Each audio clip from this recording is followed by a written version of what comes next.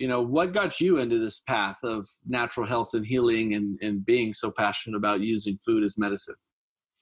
So for me, I grew up in the countryside with my mum as a nurse, and it was a small town, so I never actually went to daycare. I used to go to the hospital with my mum, and I'd literally just run around the hospital. And I was always sort of this extroverted, social kid, and I didn't know that the old people were dying. I was just stoked that there was people to talk to all day, and so the reason that I start the story from there is because from day one, essentially, of my life, I was around Western medicine and I was in the hospital, and my mother, who I obviously looked up to, was a nurse and whatnot. And so I was very much a believer, or very passionate, let's say, about science and medicine. I wanted to grow up to be a scientist, and because this must be the best thing that exists, right? And obviously, naive me knew nothing about capitalism at this point in time, and so it got to the point where I eventually ended up working in a hospital, and for the last 6 years, I've worked in cancer research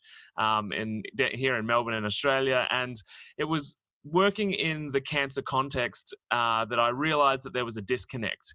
I realized that the World Health Organization said that the top 2 causes of cancer were diet and lifestyle, and that in a $1 trillion industry, which is medicine, doctors aren't, one, educated at university in causation, which is causation-based medicine, which would be diet and lifestyle factors.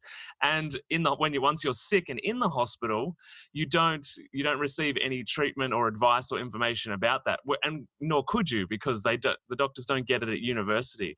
And upon realizing this, and so I studied forensics, and so on a weekly basis, I'm in mortality and morbidity meetings. And this was the initial trigger for me to realize that most people are dying of the chemotherapy as opposed to the actual cancer overrunning their body. And there's a rabbit hole of conversation as well in molecular biology, but that was the initial trigger for me to be like, this is really confusing. And then I came to the realization that cancer is not present as a result of missing chemotherapy.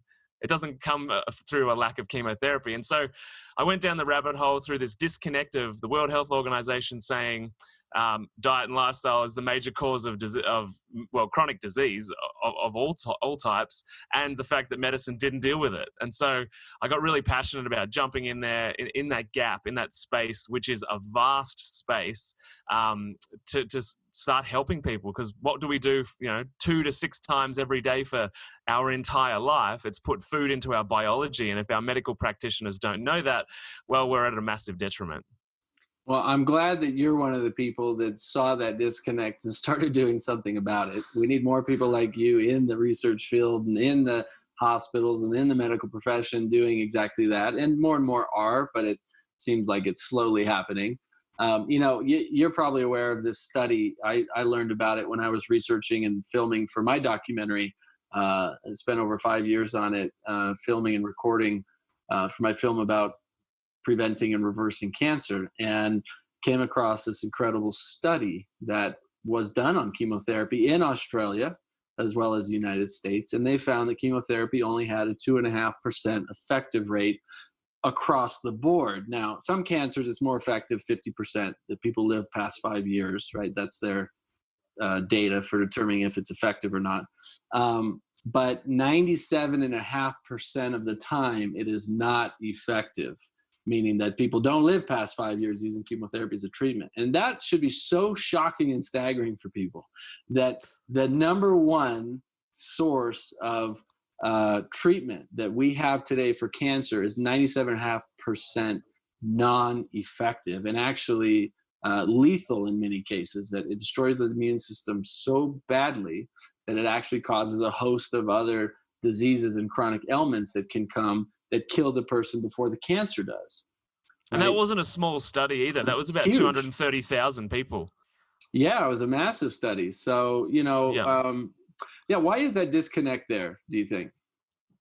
Well, I mean, without getting too conspiracy, it's like everything. It's a business, and the important thing to note is that chronic disease makes the government across every government a lot of money. Not only that, the industry that fuels chronic disease is big agriculture and big food, and they essentially run the planet. And what I mean by that is jobs. They put foods on people's, on millions of people's tables, feeding kids all over the world. Like, they're very, very profitable industries. And I guess the important thing to acknowledge is that I've never met a practitioner that, like a doctor in a hospital or my own boss, I've never met a practitioner of any kind that was in it for the wrong reasons.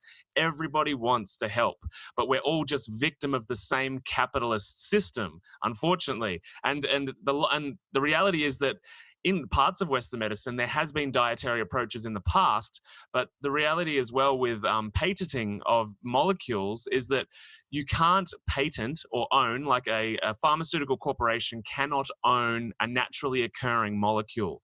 And that means it's obviously not profitable. And it's like fasting. So a big part of my practice outside of the hospital with clients is intermittent fasting, water fasting as well. And that, like, you literally do nothing. Your water comes out of the tap. It doesn't make a single person $1 anywhere. And, it might sound a little cynical of me to talk about that, but even if you take it down to the simple logic of doctors are meant to be masters of our biology, but we infiltrate our biology 2 to 6 times every single day, and those doctors know nothing about the food going in. So right there for me is the initial tripwire of, hang on, this is what we're doing to our body constantly. But there's this disconnect socially that food has nothing to do with medicine. But it's just a cultural thing. But I think that disconnect is there primarily for capitalist reasons, but the internet has been the greatest thing to allow doctors, scientists, Chinese medicine doctors that have known this for thousands of years, Ayurvedic doctors that have known this for thousands of years. The internet has given a platform to those people to speak their truth without disappearing, without, the what do you call it? Like the mainstream media of the 50s, 60s, 70s, 80s, which was just radio and TV. Like, that was literally the only streams of information. And if it wasn't in there, it wasn't true. So the internet's provided a platform for us to bridge that gap publicly, to gain a following, to talk sense, to talk logic, and to talk medical modalities that have existed thousands of years before Western medicine ever did. We hope you enjoyed this short excerpt from the Health and Healing Club. This entire video, including an in-depth discussion and thoughtful and inspiring questions and answers, is available inside the Health and Healing Club, along with hundreds of hours of premium and exclusive life-changing content, practices, and holistic, natural, and integrative solutions for health and healing. You can start your free trial today at healthandhealingclub.com.